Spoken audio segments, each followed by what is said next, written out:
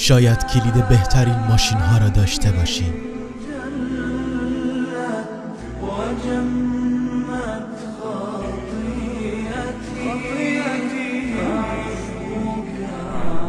شاید کلید دارایی های زیادی را داشته باشی.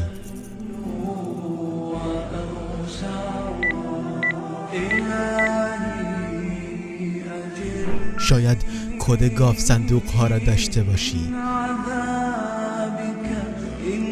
ارزشی ندارد وقتی کلید بهشت را نداشته باشی.